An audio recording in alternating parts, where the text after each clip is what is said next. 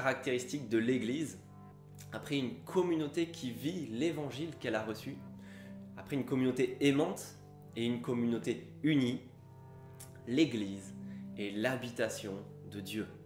L'Église est l'habitation de Dieu.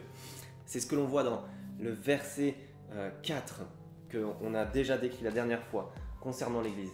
Il y a un seul corps et un seul esprit, de même que vous avez été appelés à une seule espérance par votre vocation. Il y a un seul corps et un seul esprit. L'Église est ce corps qui est habité de l'Esprit de Dieu. Il y a plusieurs images qui décrivent l'Église dans la Bible. Mais deux images qui prédominent ou reviennent très souvent.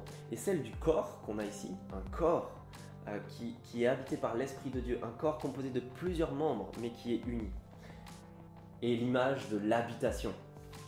Si on revient juste un petit peu en avant dans la lettre, on trouvera à la fin du chapitre 2 et verset 22 d'Éphésiens, c'est en lui que vous aussi, donc en lui, en Jésus-Christ, que vous aussi vous êtes édifiés ou construits avec eux pour former une habitation de Dieu en esprit.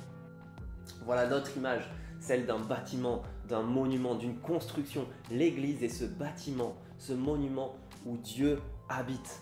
Ce monument qui est construit, qui est formé de pierres vivantes, qui sont rassemblées les unes aux autres en Jésus-Christ.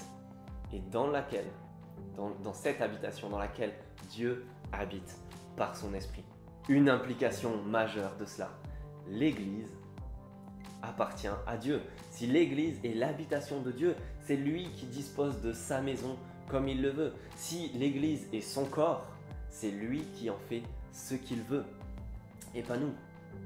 L'Église appartient à Dieu et plus précisément à Jésus-Christ dans ces deux images-là. Et il en fait ce qu'il veut.